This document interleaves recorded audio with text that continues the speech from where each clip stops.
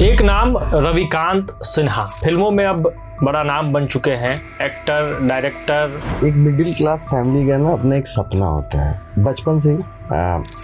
Coaching में, school में जो भी नाटक होते थे, पता नहीं कैसे इंटरेस्ट जगा। और बहुत सारे थिएटर ग्रुप है पटना में, जैसे सिटी इप्टा, हमारे इप्टा संस्था का। पहले क्या लगता था कि चलो यार लाइंस बोलो, हाँ हाँ हाँ हाँ, लोगों ने तालियां बजाया, बस यही दुनिया है।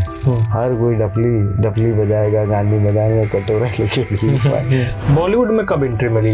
मजा किस में आता है? ओवरऑल मैं कहूँ कि मजा आता तभी मैं इतने सारी चीजें कर पा रहा हूँ। अगर मजा नहीं आता, क्योंकि ये मेरी मजबूरी है। एक नाम रविकांत सिन्हा, बिहार में पटना, और पटना से सफर की शुरुआत होती है और मुंबई में झंडा बुलंद किया जाता है। फिल्मों में अब बड़ा नाम बन चुके हैं। एक्टर, डायरेक्टर और भी बहुत सारी भूमिकाएं अदा कर रहे हैं। बॉलीवुड में लगातार परचम लहरा रहे हैं। तो इनसे बातचीत होगी कि इस सफर की शुरुआत कैसे हुई, क्या कुछ चुनौती रहा और अब कहां तक पहुंच गए हैं, क्या कुछ और करना चाहते हैं। तो सबसे पहले तो स्वागत है आपका प्रभात खबर में। बहुत बहुत धन्यवाद यहाँ बुलाने के लिए, स्पेस देने के लिए। सवालों की शुरुआत सफर से ही होगी कि एयरफोर्स, रेलवे जैसा नौकरी, बिहार में कहा जाता है कि भाई सरकारी नौकरी मिलना उससे बड़ा अचीवमेंट शुरुआती दौर में कुछ नहीं होता है जब तक आपको कुछ और ना मिल जाए।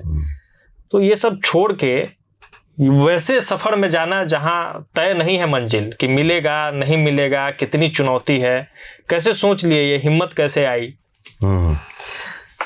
सबसे पहले एक मिडिल क्लास फैमिली का ना अपना एक सपना होता है कि जहाँ पे आप ये सोचते हैं कि मेरे फादर अगर सरकारी नौकरी में थे तो वो टारगेट बन जाता है कि हम भी निकालें। तो मेरे साथ एक चीज़ ये रहा कि बचपन से ही जैसे कोचिंग में, स्कूल में जो भी नाटक होते थे, पता नहीं कैसे इंटरेस्ट जगा और मैं जाता था, उसमें इन्वॉल्व होता था और करते करते ना मज़ा आने लग गया।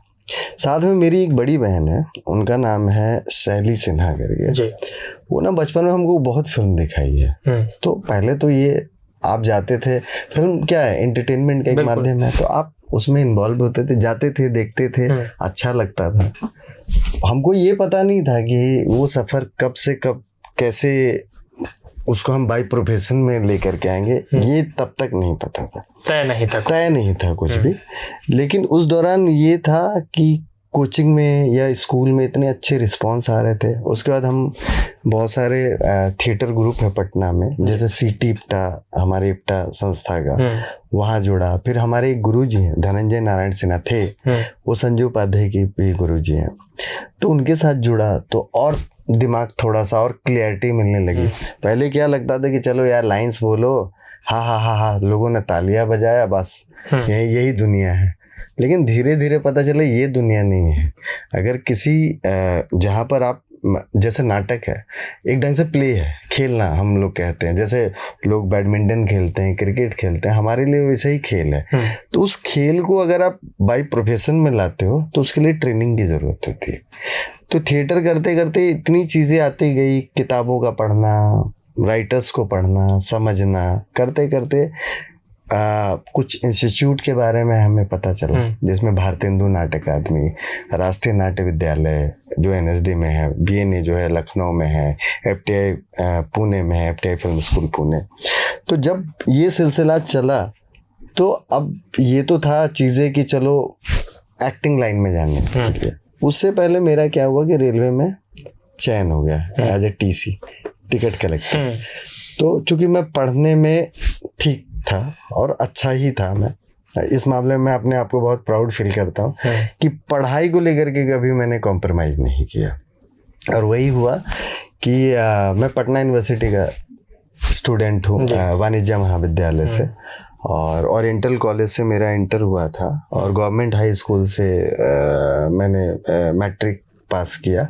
उसके बाद जो उससे पहले राजकीय रमना, तो मेरा रहा है पूरा सरकारी वाला मीडियम ही रहा है। बट कोचिंग जो हमारा था, उस कोचिंग के जरिए डिफरेंट टाइप के बच्चे आते थे, तो कोई CBSE से आ रहा, मैं तो बिहार बोर्ड वाला था, तो मुझे बड़ा मज़ा आता था कि एक आ रहा CBSE से, ICSE से, मैं हूँ बिहार बोर्ड से, तो उनको भी समझने का मौका मिलता था कि इन लोगों में क्या खासियत है। तो पता चलता था कुछ नहीं है, ये केवल दिमागी भ्रम है, ये लोग थोड़े से अच्छे कपड़े पहनते हैं, टाई लगा के जाते हैं, हम वही वाइट कपड़ा और ब्लू पैंट वही पहन के जाते थे, हमारे यहाँ टाई होती नहीं थी। तो बहरहाल तो मेरा रेलवे में हो गया।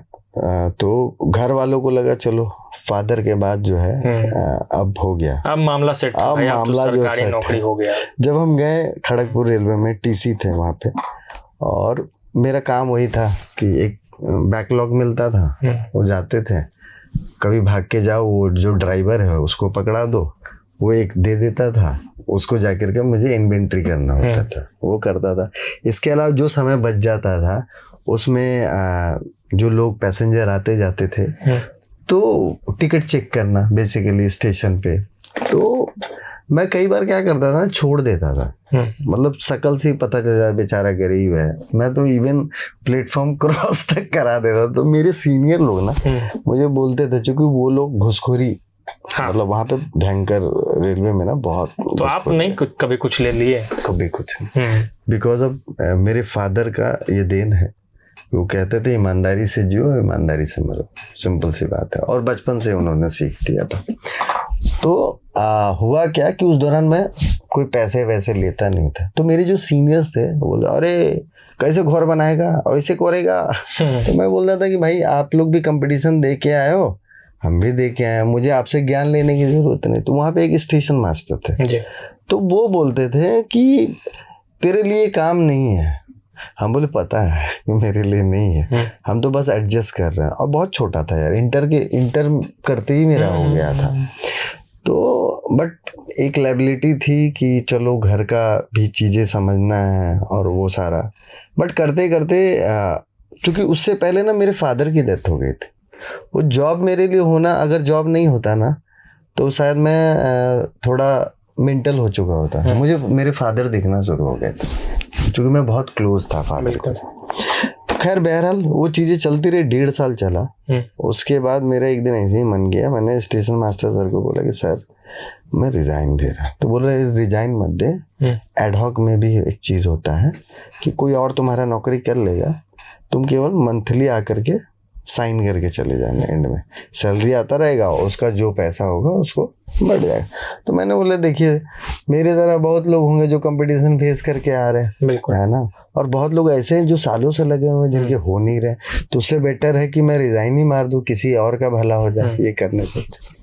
तो वो हुआ, मैंने रिजाइन मारा, आया, पूरा घर में बैंड बज गया कि लड़का क्या करेगा, हर कोई डपली बजाएगा, गांधी मैदान में कटोरा लेके। तो कई चीजें हुई, बट ये अंदर से ये था कि अब इतना बड़ा स्टांस ले तो लिया है, तो अब आगे का रास्ता कैसे करना तो पड़ेगा, क्योंकि मेरे पास कोई ऑप्शन ही नहीं था। ऐसा नहीं था कि जमीन जायदाद है, तो वही सारा चीज।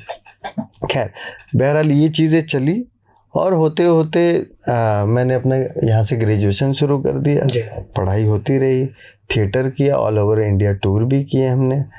फिर मैंने BNA अप्लाई किया और BNA में मेरा हो गया, भारतीय हिंदू नाट्य अकादमी लखनऊ। वहाँ जाने के बाद मुझे समझ में आया कि अभी क्या है ना कि जब आप घर पे रहते हो और थिएटर करते हो तो आप 2 घंटा 4 घंटा करते हो, वहाँ 24 घंटा थिएटर, मतलब खाना पीना सोना हर चीज़ में थिएटर। तो एक कल्चर मिला, एक साधन मिल गया। फिल्म बंधु से, इवन यूपी गवर्नमेंट से मुझे स्कॉलरशिप मिली, जिसकी वजह से सारा खर्चा यूपी गवर्नमेंट का ही मेरे ऊपर लगाया हुआ है, मेरे जेब से 1 रुपया नहीं गया।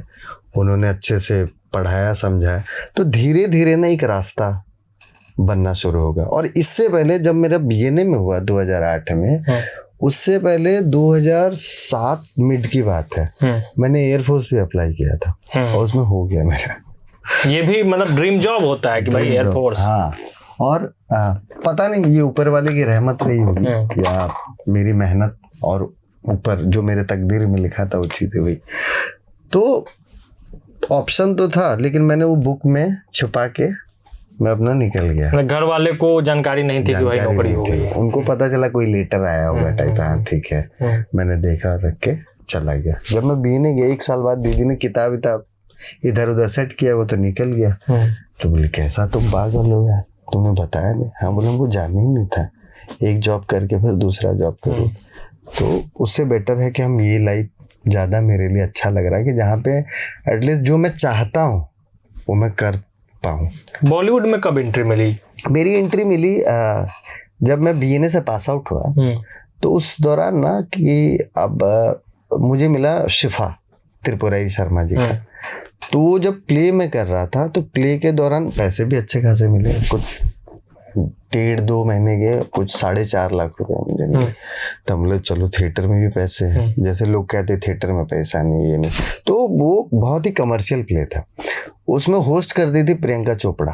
अच्छा। हाँ, और वो यूनिसेफ का ये प्रोजेक्ट था जिसमें टिकम जोशी, गौरी देओल, काफी लोग थे, गुलिस्ता अंसारी, काफी लोग। तो वो करते करते फिर उसके बाद क्या हुआ कि हम लोग का एक कोर्स होता है FTI में, FA फिल्म एप्रिसिएशन। तो वहाँ गए ना, तो मेरा थोड़ा सा विजन चेंज हुआ कि नाटक का क्या है कि आज किया कल खत्म, करते रहो तो ठीक है, नहीं करोगे तो खत्म। वहाँ गए कि सिनेमा और फिल्म और सीरियल और ये सब जो होते हैं कि एक बार छप गया ना, आप मर भी जाओगे ना, वो छपा ही मौजूदगी रहेगी। तो मैं बोला यार ये मामला तो ज़्यादा अच्छा है। और थिएटर में चीखना चिल्लाना, हालांकि मैं थिएटर को गलत नहीं कह रहा हूँ, वो प्रोसेस होता है क्योंकि उसमें बड़ा स्टेज है, ऑडियंस पीछे तक बैठा चिल्ला के बोल रहे। लेकिन जब वहाँ गए और सहजता जो समझ में आई ना कि यार ऐसे होता है बातचीत करने का तरीका। आप कोई भी कैरेक्टर देखो, बहुत हार्श नहीं करते हैं आज की डेट में, जितने भी एक्टर्स को आप देख रहे हैं। तो मुझे मज़ा आने लगा। मैं बोला ये छप गया ना तो मेरे मरने के बाद भी ये चीज़ें रहेगी। तब जाकर के मेरा सफ़र शुरू हुआ। हाँ, वो हुआ। उसके बाद मेरा क्या हुआ कि आंखों देखी एक फिल्म बन रही थी जी। तो उसके लिए रजत सर का कॉल आया। उसमें प्रियस करके कास्टिंग वाला बंदा है, प्रियस शर्मा या ऐसे करके। तो उसको चाहिए थे नए एक्टर्स की जरूरत, तो परेश जी का बेटा का रोल। ठीक है, तो मेरा 3 राउंड हुआ। तो अब लगा कि अब हो गया, मेरा लाइफ जो है सेट है। रजत कपूर की फिल्म आपको देखी, सब हो गया। 2 बार फ्लाइट से भी उन्होंने बुलाया, सब पक्का, कॉन्ट्रैक्ट तक बन गया। थोड़े समय बाद जो है ठंडा हो गया। तो हम 2 महीने बाद फ़ोन किए कि भैया क्या हुआ, अभी तक डेट्स नहीं है। तो बोला नहीं वो सर एक्चुअल में ऐसा रहा कि परेश जी को हटा दिया गया, कुछ उनका क्रिएटिव डिप्रिसिएशन हुए हैं और संजय मिश्रा जी का इन्वॉल्वमेंट हो गया, इसलिए आपको भी हटा दिया गया। अच्छा, वो पूरी कहानी ही बदल गई? पूरी कहानी बदल गई, मतलब कहानी वही थी, एक्टर्स बदले। पहले मैं परेश जी कर रहे थे तो मैं उनका बेटा का रोल कर रहा था। अब संजय जी आए तो कोई और करेगा। तो ये जिसका इन्फॉर्मेशन भी नहीं था। तो मुझे तो उसमें झटका लगा, यार ये क्या है कि सब चीजें स्मूथ चीजें चल रही थी। तो जो जितना आसान लगता है उतना आसान होता है। फिर करते करते क्या हुआ कि अब क्या करे। इतने ऑडिशन दिए, लोगों से मिले, बहुत अप्रोच किए कि क्या हो क्या करे। फाइनली क्या हुआ कि मैंने मेरा एक दोस्त है अरुण मित्रा, वो भी डायरेक्टर है। तो उसने कहा कि देख तो बातें कर ही लेता है, पढ़ा लिखा आदमी है, तो एक काम कर कास्टिंग डायरेक्टर बन जा। हम बोले अच्छा ये क्या होता है? तो बोला एक्टर को फाइनलाइज करना पड़ता है, जैसा कैरेक्टर आता वो तो तू अकेडमी में भी कर चुका है, FTI में भी देख चुका है, उसको पढ़ेगा समझ में आ जाएगा, उस हिसाब से एक्टर्स बुलाओ, ऑडिशन करो, दो। हम बोला अच्छा तो कैसे करेंगे? तो कैमरा उसके लिए समझना पड़ेगा। तो हमने ठीक है। तो मैंने एक जगह इंटरव्यू दिया, फिल्म फार्म, उत्तरन सीरियल अगर आपने सुना हो तो मैंने दिया वहाँ पे, उस दिन दिया और मैं आ गया। तो बोला कि अच्छा ठीक है, हम देखते हैं, 2-4 दिन में आपको इन्फॉर्म करेंगे। बोले ठीक है। हम निकले, फिर मैं गया अरुण के पास कि भाई तू कैमरा सिखा दे, इससे पहले वहाँ से कॉल आ जाए तो मैं चलाऊंगा कैसे। इंटरव्यू दे दिया, उसके बाद आप कैमरा सीख रहे हैं? कैमरा सीख रहे हैं। तो उसने आधा घंटा जितना बताया, हालांकि FTI में तो वो तो फिल्म कैमरा होता है। अब डिजिटल वाले में आप समझ रहे हैं ना, हैंडी कैम, बिल्कुल उसके भी अलग अपने फॉर्मेशन होते हैं। तो उसने बताया था, तो आधा घंटा में समझ गया, चलो ऑन ऑफ ऐसे हो जाता है, ऐसे आउट फोकस होता है, ऐसे फोकस होता है। बेसिक्स आपने उसको बेसिक्स समझ लिया। उसके बाद ना 2 दिन तक कॉल नहीं आया मेरे पास। तो मुझे लगा कि यार लगता हुआ नहीं है। तो मेरे पास सत्यव्रत राउत करके एक थिएटर के डायरेक्टर है, वो कर रहे थे वेटिंग फॉर गोदो। तो उनका फोन आया कि रवि क्या कर रहा है? बोले कर तो कुछ नहीं रहा हूँ, लेकिन करना बहुत कुछ चाहता हूँ सर। तो बोले क्या हुआ, परेशान है क्या? हम बोले नहीं सर, लगे हुए हैं, कुछ इंटरव्यू वगैरह दिया है, बाकी एक्टिंग क्यों नहीं कर रहा? हम बोले क्या करें, लोग समझ ही नहीं रहे तो क्या करूं मैं? तो बोले अच्छा, तो एक काम करेगा, वेटिंग फॉर गोदो करेगा, पोजो का रोल है, 2 ही एक्टर है उसमें। तो हम बोले हाँ कर लेंगे।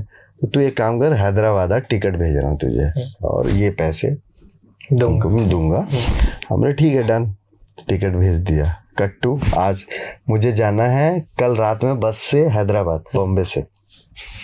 सुबह फोन आया फिल्म फार्म से कि आप एक बार आ जाइए, प्रोड्यूसर आपसे मिलना चाहते हैं। एक तरफ एक्टिंग और फिर इधर तो हम बोले यार थिएटर भी अगर वहां भी जाएंगे हैदराबाद, फिर वापस बॉम्बे जाएंगे पैसे कमा के और यहाँ खर्च करेंगे, तो इससे बेटर है कि यही काम करें, यही पैसे कमाएं, यही खर्च करें। बिल्कुल। तो फिर मैंने सर को फोन किया, जब यहाँ पर फाइनल हो गया, प्रोड्यूसर से मिला, वो बोले कि कब से आप करना चाहते हैं? हम बोले आप बताइए सर, कल से ही कर लें? तो नहीं, आज से ही कीजिए। तो फिर मैंने सेम डे, जिस दिन मेरा प्रोड्यूसर से मुलाकात हुआ, मान के चलो 10 बज रहा था, और 10-11 बजे के बीच में हमारी बातचीत सारा हो गया, नक्की हो गया पैसे वैसे। तो 12 साढ़े 12 से मैंने ऑफिस ज्वाइन कर लिया था। फिर मैंने सत्या सर को कॉल किया, बोला कि सर लग रहा आ नहीं पाऊंगा, टिकट आप कैंसिल करा दो, और अभी भी मेरे मेल पे पड़ा हुआ बस का टिकट, ठीक है। तो ऐसे सिलसिला शुरू हुआ। सर ने भी मान गया कि नहीं चलो तू रुक, तू चाहता था रुकना, चलो मौका मिल गया तो रुक जा। तो वहीं से मेरा शुरू हुआ। उसके बाद ये दौर चलता रहा, फिर सावित्री, दुर्गा, फिर आपका गर्ल इन द सिटी, बिंदास का बहुत बड़ा शो था, जो TBF आज सुना है ना, जी। पहले था टैक्सी मूवीज करके था, उनकी थी कंपनी, जो 3 भाग में ये डिवाइड हुआ, पोसम्पा और TBF। तो टैक्सी मूवीज वालों का ही है। ठीक है, अब आते हैं बेहद चर्चित सीरीज दुपहिया जी। तो इसमें आप डायलेक्ट कोच और एक्टिंग कोच के तौर पे आपने काम किया, तो बिहारी टोन का इस्तेमाल हुआ है उसमें। तो ट्रेनिंग देना जो कलाकार नहीं जान रहे हैं, ये कितना चुनौतीपूर्ण रहा आपके लिए? एक तो ना जिस तरह के एक्टर्स मिले ना मुझे, वो कमाल के मिले, डिसिप्लिन, समझदार, पढ़े लिखे और ऑलरेडी काम किए हुए लोग, है ना। और बहुत सारे ऐसे थे जो फ्रेश भी थे, लेकिन मेरा जो तरीका है ना, मैं 2 तरह से लैंग्वेज पे काम करता हूँ। एक तो एजुकेशन और दूसरा स्टेटस। तो इससे फर्क दिखता है कि अगर कोई बंदा बिहारी बोल रहा है या पंजाबी बोल रहा है, हर तबके में ना जो पढ़ा लिखा होगा उसका बोलने की अदायगी अलग होगी, और जो पढ़ा लिखा नहीं होगा उसकी अदायगी बिल्कुल अलग होगी। स्टेटस मतलब कोई बहुत अमीर है, बहुत गरीब है, तो इस पे मैं काम करता हूँ। और ये सब चीजें ना ये लोग तुरंत यूं क्विक पकड़ते हैं, वक्त लगता है शुरुआत में। जैसे मैं एक्सटेंशन देता हूँ, कहा भैया जाइएगा, हम बोलते ये मत करो, हम बोलते कहा भैया जाइएगा, ये करो। तो उनको एटलीस्ट इतना खींच दो, इतना एक्सटेंशन दे दो कि सामने वाला अगर 10% भी कर लेगा ना तो भी वो काम हो जाएगा, आ जाएगा। और ये लोग इतने कमाल के, चाहे गजराज सर हो, रेणुका मैम हो, चाहे भुवन अरोड़ा हो, स्पर्श श्रीवास्तव हो, हर किसी ने सरेंडर किया। इवन टीपू करके एक कैरेक्टर है, समर्थ करके एक शो देखिएगा तो पता चलेगा। शिवानी रघुवंशी है जिसने तितली तमाम, उसने मेड इन हेवन ये सब किया हुआ है। तो ये लोग सरेंडर रहते थे। इवन हमारी जो डायरेक्टर है सोनम नायर, कमाल की है वो उन्होंने छोड़ दिया था कि करो आप जैसे करना चाहते हैं। तो बीच बीच में मैं उनको बुला करके दिखाता भी था कि मैम आइए ना, रीडिंग में बैठिए। तो बैठती थी, समझती थी, फिर हमारा क्रिएटिव डिस्कशन होता था, चैनल के साथ डिस्कस होता था कि कितना हम इसको, या तो देखो लैंग्वेज के चक्कर में ऐसा ना हो कि शो खराब हो जाए। कई बार क्या होता है ना, अब जैसे आप पंजाबी हैं, अब हम आपको बार बार के भोजपुरी सिखा दें तो आपके अंदर जो पंजाबीपन है वो तो रहेगा ना। कई फिल्में खराब हुई इसी कारण कि जबरदस्ती बिहारी टोन, भोजपुरी और बाकी चीजों को या कोई भी अलग लैंग्वेज अलग कलाकार से बुलवाने की कोशिश हुई उसमें। हाँ, और उसमें खराब हो जाता है। तो सबसे बड़ी चीज कि एक्टर के लिए ना कंफर्ट करना बहुत जरूरी है कि भैया लैंग्वेज इतनी भारी चीजें नहीं है, बस इसके कीवर्ड को समझने की जरूरत है। श है ना, मात्रा में आसपास आ जाए तो मात्रा में गड़बड़ी, रॉड इसके अंतर है ना, ये सब हल्की हल्की चीज तो ये लोग पकड़ लेते थे। हालांकि पहले सीजन में 2.5-3 महीने की ट्रेनिंग हुई है, उसके अलावा फिर सेट पे। सेकंड सीजन में उन लोगों को याद था और वो लोग एक्टर्स भी बोलते थे कि आपने इतना रटवा दिया है ना कि अब अंदर से बाहर नहीं जा रहा है, वो बस गया है अंदर। वो जो पन है ना, बिहारीपन, वो आ गया। बिहारीपन से एक बात याद आई कि कहा आप लोगों ने कि मिनी बिहार वहां बना दिया। हाँ, और बकायदा कैसा था ये मिनी बिहार? बहुत बढ़िया। मतलब एक तो इतना प्यारा जगह है ना, ओरछा राजा राम मंदिर, अगर सुना हो आपने। बिल्कुल। तो झांसी और ग्वालियर के वो बीच में पड़ता है, वो एमपी है। एमपी का बेसिकली बॉर्डर है, तो वहाँ ना पूरा हिस्टोरिकल है वो पूरा। तो एमपी में बिहार बसा दिया आपने। हाँ, खूबसूरत। और वहाँ पे एक गांव बनाएगा धड़कपुर, और इतना प्यारा, और वहाँ के लोग इतने सपोर्टिव कि हम लोगों को कोई परेशानी ही नहीं होती थी कि भीड़ परेशान कर रहा है या ऐसा कुछ हुआ है नहीं। और बहुत मजा आया उस सेटअप को भी बनाने में। आई थिंक लगे हैं 3-4 महीने, 3-3.5 महीना लगा पहला सीजन में। सेकंड सीजन में थोड़े से मॉडिफाई किया गया उसको, लेकिन फर्स्ट सीजन में बहुत ज़्यादा उस पर मेहनत हुआ था। बट सेकंड में चूंकि एज इट इज सिमिलर ही होगा, बहुत अंतर तो होगा नहीं। पहला सीजन हमने किया था ठंड में, सेकंड सीजन किया है, नहीं सॉरी, पहला सीजन किया है गर्मी में, फर्स्ट सीजन हमने किया ठंड में। अच्छा, अब 2-3 भूमिका है आपका, आप अभिनेता भी है, कास्टिंग डायरेक्टर भी है, डायलॉग कोच भी है। मजा किस में आता है? आप क्या करके खुद संतुष्ट हो पाते हैं कि भाई ये मेरा कंफर्ट जोन है, इसको करके मजा आता है? मजा हमको सब में आता है। कारण क्या है कि मेरा स्कूलिंग जो हुआ है ना, बहुत बेसिक से हुआ है, थिएटर, जिसमें आपको एक्टिंग, डायरेक्शन, कॉस्ट्यूम, मेकअप, तमाम चीज, लाइट, तो मैं सब में मजे लेता था। ठीक है।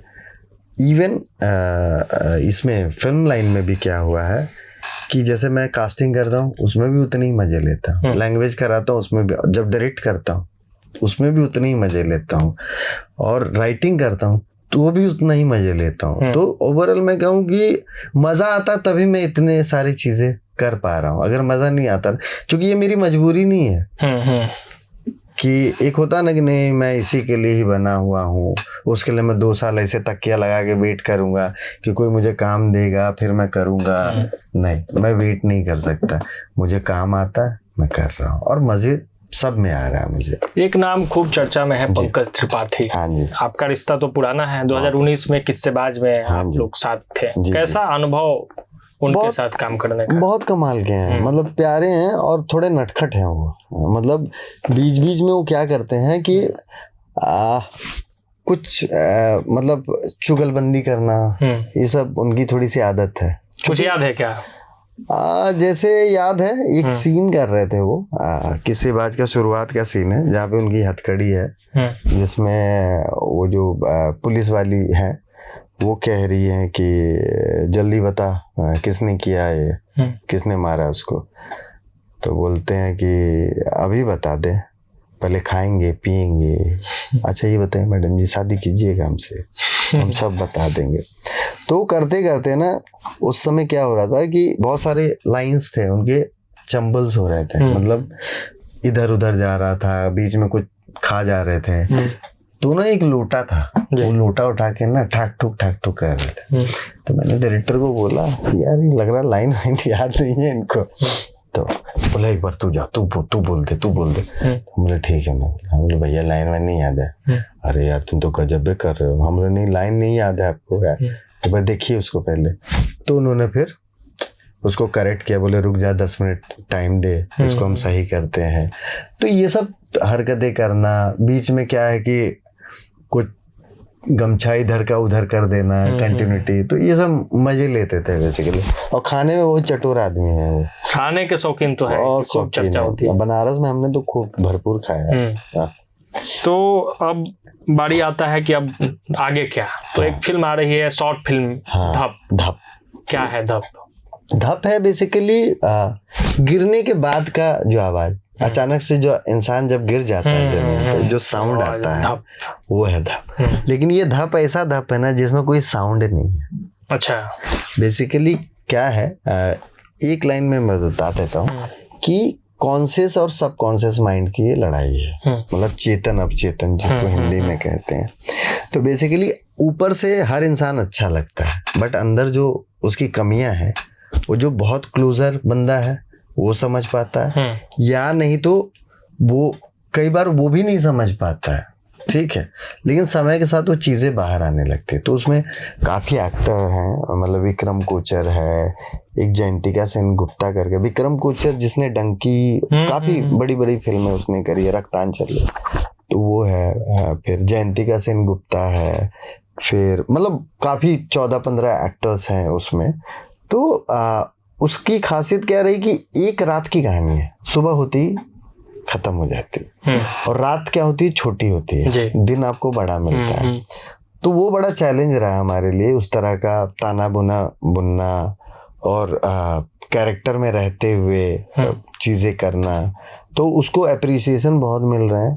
अभी तक 4 जगह गया, चारों जगह उसको बेस्ट फिल्म का अवार्ड मिला, बेस्ट फिल्म फेस्टिवल में। तो अभी वो रन कर रहा है काफी। आगामी और कोई प्रोजेक्ट जिसकी चर्चा आप करना चाहें? एक तो सीजन 2 आने वाली है दोपहिया की। इसके अलावा हमारा आ रहा वेटिंग है करके, तत्काल टिकट, बहुत कमाल की है और बहुत कंटेम्परेरी है, बिकॉज तत्काल टिकट आसानी से मिलता नहीं है। तो उसके जरिए पता चलेगा, जो जियो स्टूडियो का है, और वो आ रही है Amazon MX पे। तो बहुत ही लोग उससे रिलेट कर पाएंगे कि क्यों मिलता है, क्यों नहीं मिलता है। और वो रियल कहानी है, 2015 में एक घटना घटी थी, उस पे बेस्ड है। बाराबंकी का एक लड़का था जिसने पूरा साइबर को हैक कर लिया था, तो उस पे। आप बिहार से है, पटना से है, भोजपुरी में जो लोग काम कर रहे हैं उनको कभी देखते हैं क्या? भोजपुरी में हाँ, अभी हमारे साथ बोलना भूल गया, दोपहिया में है ना, निरहुआ है, उनको भी ट्रेंड किया है मैंने। ठीक कौन लग रहा है, किसका काम अच्छा लगता है आपको? पवन सिंह है, खेसारी है, निरहुआ है? मैं ऑनेस्टली बोलूं तो मैंने 2 लोगों की फिल्में देखी है। एक देखी है रवि किशन की, और दूसरी देखी है मनोज तिवारी की, बहुत पहले, है ना। और एक फिल्म देखी थी जो यहीं वीना है सिनेमा हॉल, वहां पर लगा था, प्रियंका चोपड़ा ने प्रोड्यूस किया था। संतोष करके एक डायरेक्टर थे, संतोष शर्मा या कुछ ऐसे करके, बम बम बोल रहा है काश जी, निरहुआ की फिल्म थी। तो वो देखी थी मैंने।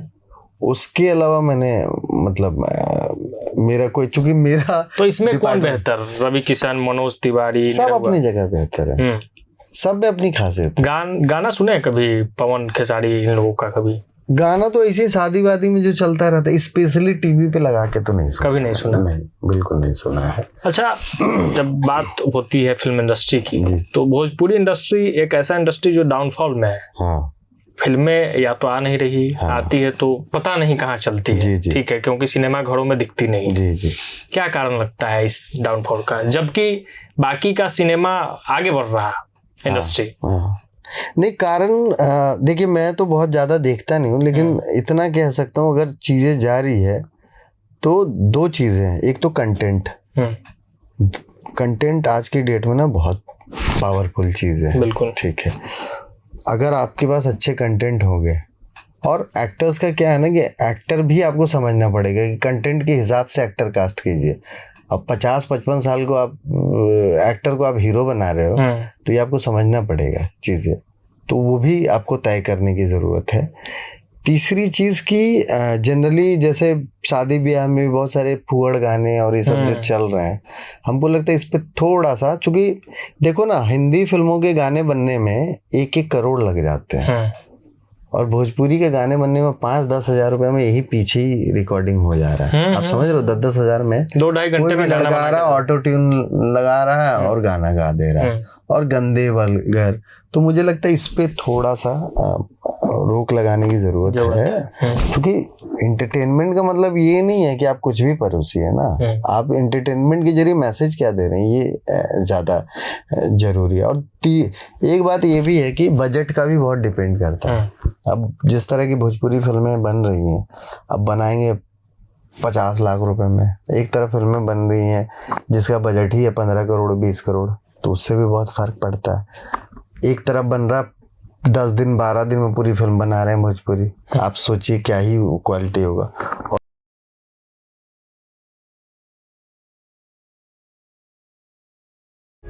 प्रभातखबर.com, विश्वास वही, रफ्तार नहीं।